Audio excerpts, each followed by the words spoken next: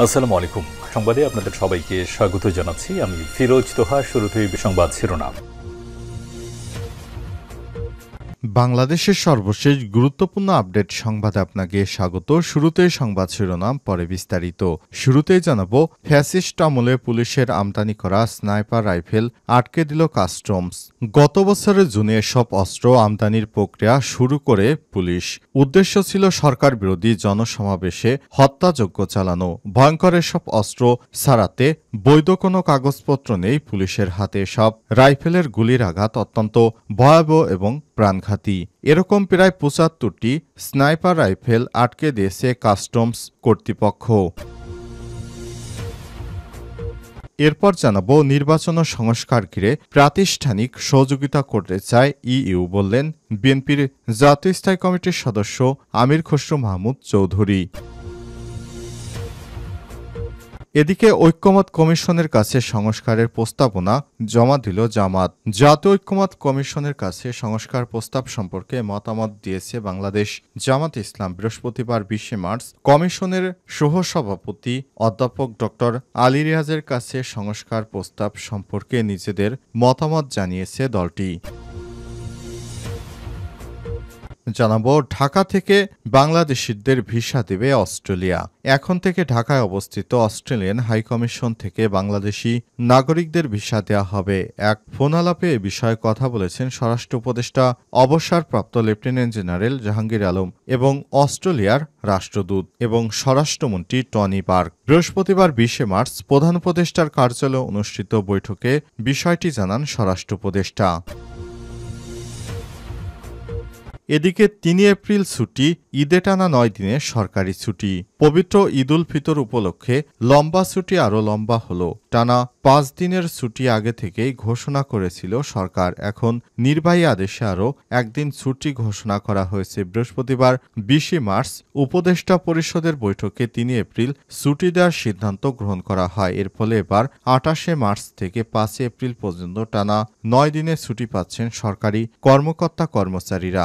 উপদেষ্টা পরিষদের বৈঠক সূত্রে ৩ এপ্রিল ছুটি দেওয়ার বিষয়টি নিশ্চিত হওয়া গেছে। চাঁদ দেখার উপর নির্ভর করে আগামী ৩১ মার্চ সোমবার দেশে পবিত্র ঈদ উল ফিতর উদযাপিত হতে পারে। সেই হিসাবে সরকারি ছুটি তালিকা নির্ধারণ করা হয়েছে।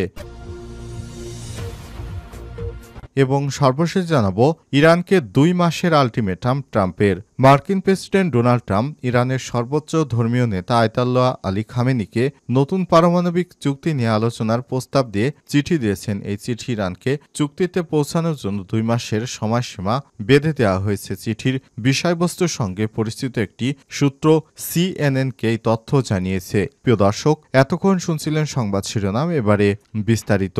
তবে তার আগে বন্ধুরা, অনুরোধ থাকবে সংবাদটিতে একটি লাইক দিন। এই চ্যানেলে আপনি নতুন হয়ে থাকলে আমাদের সংবাদটি দেখতে দেখতে চ্যানেলটি সাবস্ক্রাইব করে রাখুন। কমেন্ট করে বন্ধুরা আপনার মূল্যবান মতামত জানিয়ে দিন আপনি বিশ্বের কোন দেশ থেকে বা বাংলাদেশের কোন স্থান থেকে আমাদের সংবাদটি দেখছেন এবং শুনছেন। এবারে বিস্তারিত। ফ্যাসিস্ট আমলে পুলিশের আমদানি করা স্নাইপার রাইফেল আটকে দিল কাস্টমস। গত বছরের জুনে এসব অস্ত্র আমদানির প্রক্রিয়া শুরু করে পুলিশ। উদ্দেশ্য ছিল সরকার বিরোধী জনসমাবেশে হত্যাযজ্ঞ চালানো। ভয়ঙ্কর এসব অস্ত্র ছাড়াতে বৈধ কোনো কাগজপত্র নেই পুলিশের হাতে।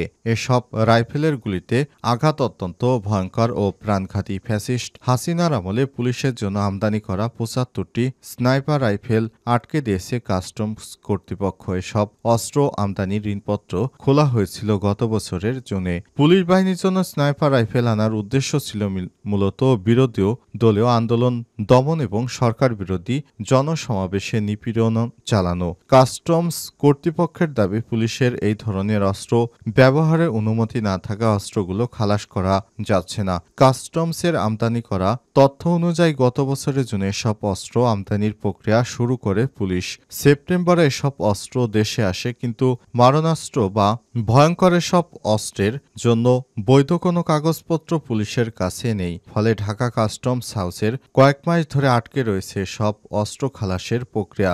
স্বরাষ্ট্র মন্ত্রণালয়ের একজন যুগ্ম সচিব আমার দেশকে জানান, মন্ত্রণালয়ের আর্মড ডিভিশনের বিধি অনুযায়ী পাবলিক অর্ডার ম্যানেজমেন্ট নিয়ন্ত্রণের স্বার্থে পুলিশ সরকারের অনুমতি নিয়ে যে কোনো অস্ত্র ব্যবহার করতে পারে। এক্ষেত্রে স্নাইপার কোনো ইস্যু নয়। তবে আইনশৃঙ্খলা পরিস্থিতি কোন পর্যায়ে রয়েছে সেটি পুঙ্খানুপুঙ্খভাবে পর্যবেক্ষণ করতে হবে।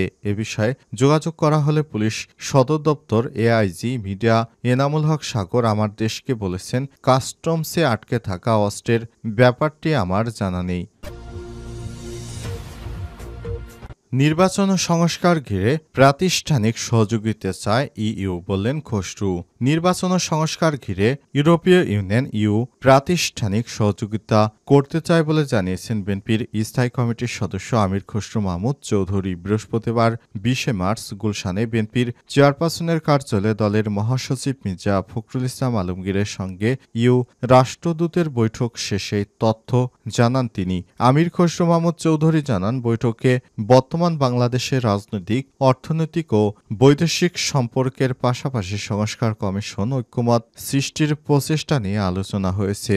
যেসব সংস্কারের বিষয়ে ঐক্যমত হবে সেগুলো কাজ এগিয়ে যাবে, আর যেগুলো ঐক্যমত হবে না সেসব বিষয় আমাদের সংসদের মাধ্যমে চূড়ান্ত করতে হবে। এর আগে বেলা 11টার দিকে গুলশানে বিএনপির চেয়ারপারসনের রাজনৈতিক কার্যালয়ে এই বৈঠক শুরু হয়। প্রায় ঘণ্টাব্যাপী চলা এই বৈঠকে বিএনপির মহাসচিব ছাড়াও দলটির 3 সদস্যের একটি প্রতিনিধি দল অংশগ্রহণ করেন। তারা ইউরোপীয় ইউনিয়নকে জানিয়েছে কিভাবে বাংলাদেশকে তারা সহযোগিতা করতে চায়, সেই বিষয়টি তারা যেন আগেই সুস্পষ্টভাবে জানায়।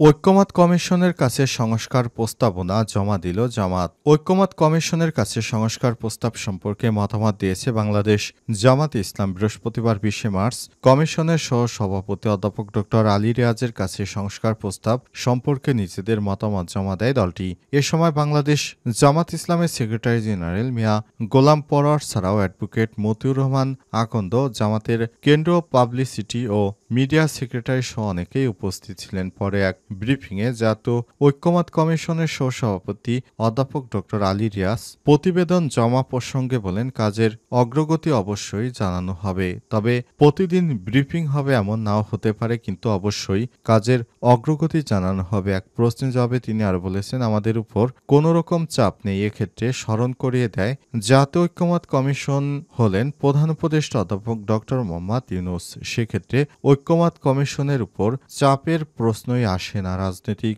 দলগুলো অবশ্যই তাদের অবস্থান বলবে, কিন্তু কমিশন হিসেবে তাদের দায়িত্ব সংস্কার কমিশনগুলোর সুপারিশগুলো তুলে ধরে এবং তার পরিপ্রেক্ষিতে রাজনৈতিক দলগুলোর সঙ্গে আলোচনা করা। অপর এক প্রশ্নের জবাবে তিনি বলেছেন, বিএনপির পক্ষ থেকে আমাদের জানানো হয়েছে আগামী 2-1 দিনের মধ্যেই তারা আমাদের মতামত জানাবেন। আমরা অপেক্ষা করছি, আশা করছি 2-1 দিনের মধ্যেই তারা মতামত জানাবেন। জাতীয় নাগরিক পার্টি এনসিপির সঙ্গে আলোচনার নিয়ে এক প্রশ্নের জবাবে তিনি বলেছেন, ছাত্রদের সঙ্গে আগামী 2-3 দিন বৈঠক হচ্ছে না। তাদের মতামত পাওয়া গেলে ঈদের পরে যেসব দলের সঙ্গে আমরা আলোচনা করব তার মধ্যে এনসিপিও থাকবে। এদের সঙ্গে আমরা আলোচনা করব। আলোচনা করে বিষয়টি আপনাদের খোলাখুলি জানানো হবে। ঢাকা থেকেই বাংলাদেশিদের ভিসা দেবে অস্ট্রেলিয়া। এখন থেকে ঢাকায় অবস্থিত অস্ট্রেলিয়ান হাইকমিশন থেকে বাংলাদেশি নাগরিকদের ভিসা দেয়া হবে। এক ফোন আলাপে এ বিষয়ে কথা বলেছেন স্বরাষ্ট্র উপদেষ্টা অবসরপ্রাপ্ত লেফটেন্যান্ট জেনারেল জাহাঙ্গীর আলম চৌধুরী ও অস্ট্রেলিয়ার স্বরাষ্ট্রমন্ত্রী টনি বার্গ। বৃহস্পতিবার 20 মার্চ প্রধান উপদেষ্টার কার্যালয়ে অনুষ্ঠিত উপদেষ্টা পরিষদের বৈঠকে স্বরাষ্ট্র উপদেষ্টা জানান, এখন থেকে অস্ট্রেলিয়ায় ঢাকায় অবস্থিত তাদের হাইকমিশন থেকে বাংলাদেশি নাগরিকদের জন্য ভিসা প্রসেস করবে। এই সিদ্ধান্ত অবিলম্বে কার্যকর করা হবে বলে উপদেষ্টা পরিষদকে জানান তিনি। এর আগে বাংলাদেশি নাগরিকদের ভিসা নয়াদিল্লি থেকে প্রসেস করত অস্ট্রেলিয়া। নতুন এই সিদ্ধান্তের ফলে ঢাকায় অবস্থিত অস্ট্রেলিয়ান হাইকমিশন থেকে ভিসা পাবেন বাংলাদেশি নাগরিকেরা। উল্লেখ্য, গত বছরের অক্টোবরে প্রধান উপদেষ্টা অধ্যাপক ড মোহাম্মদ ইউনূস অস্ট্রেলিয়ার স্বরাষ্ট্রমন্ত্রী বাকের বাংলাদেশ সফরে আসার সময় তার কাছে এ বিষয়ে অনুরোধ করেছিলেন। প্রধান উপদেষ্টার অনুরোধ রাখতে গিয়ে অস্ট্রেলিয়ান স্বরাষ্ট্রমন্ত্রী বার্কের বাংলাদেশ সফরে আসার পর এই প্রতিশ্রুতি দিয়েছিলেন যে তারা বাংলাদেশ থেকেই ভিসা প্রসেসিংয়ের সুযোগ নিয়ে কাজ করছে। এরপরই বাংলাদেশ ইস্যুটি তারা গুরুত্বর সঙ্গে দেখে এবং অবশেষে বাংলাদেশ থেকেই তারা ভিসা প্রসেসিংয়ের বিষয়ে তাদের সিদ্ধান্ত গ্রহণ করেছে। এখন থেকে অস্ট্রেলিয়ার ভিসা বাংলাদেশ থেকেই প্রসেসিং করা যাবে বলে জানানো হয়েছে।